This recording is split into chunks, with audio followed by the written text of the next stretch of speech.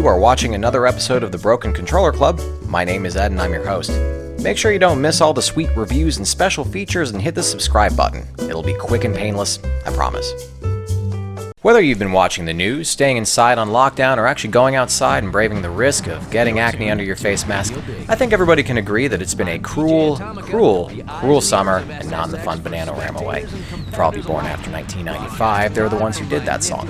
How's it going, everybody? This is another From the Vault review of my favorite picks from my personal collection of games from yesteryear.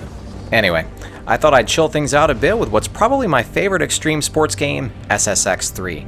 In my opinion, it's better than SSX Tricky, SSX on Tour, and much better than the SSX released in 2012, where you're constantly reminded to purchase DLC even after doing so. There's nothing annoying about that at all, EA CEO Andrew Wilson. Nothing. SSX 3 doesn't have a story so much as an objective. That objective is to win races down the various mountain peaks and get the highest scores. The whole game is divided into two types of events, and you can either race or score your way to victory, and winning each event gets you gear and cash. All of these events are spread out over the three mountain peaks in the game. You start at the bottom peak, and winning your way through there gets you access to the second and then the third after that. The game is set up to feel like you're at a ski resort, so you've got the option to take a ski lift everywhere you go from the pause menu, or if you want to feel a little bit more authentic, you can board down to the events. Obviously, you'll still have to take the lift to go back up, but whatever. It's a video game, not a documentary.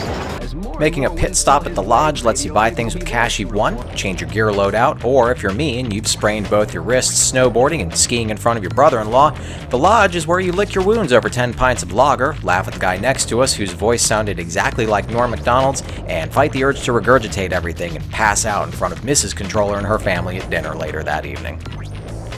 The character selection brings back everybody from SSX Tricky along with some new faces as well. You've got your flagship characters like Elise, Mac, Moby, and Zoe, in addition to all the other favorites, and everybody is cheeky and represents all the different styles of the late 90s and early aughts, and they have fun doing it. During races, you'll hear of the characters teasing or taunting each other or even being encouraging, so it feels like you got this big group of friends who are also competing with each other. The game has aged really well, and I was afraid it was going to look dated after hopping back into it in 2020, and I'm happy to say it doesn't. Along with all the crazy style is a great soundtrack from artists like the Caesars, Basement Jacks, Queens of the Stone Age, Felix the House Cat, and more. There's a radio DJ named DJ Atomica, voiced by Mark Hildreth, who will play these songs in addition to chatting a little bit in between songs and on the way to the different peaks, and it all blends in perfectly with what you're doing. There's also unlockables aplenty and collectibles out on the peaks that will score you more cash, and you'll use your cash to not just buy different types of tops, bottoms, goggles, hairstyles, etc., but you'll also buy new songs to add to the soundtrack, you buy stat points to improve your performance in events, and you'll buy new Uber tricks to further customize how you want to play, and the tricks in this are just insane.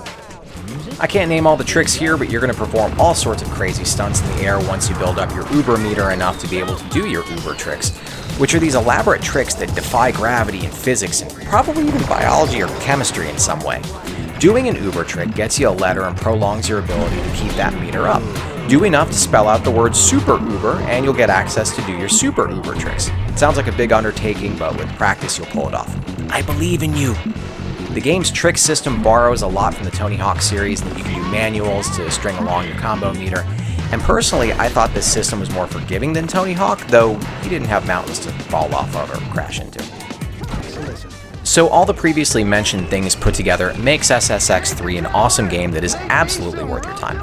If you've got an OG Xbox, a Gamecube, or a PS2, you can get it used, or if you have an Xbox One, it's backwards compatible and you can buy it on the Xbox store when it's on sale there, and then it's like $5 or less, and you'd be a fool, I tell you, not to buy it when it is.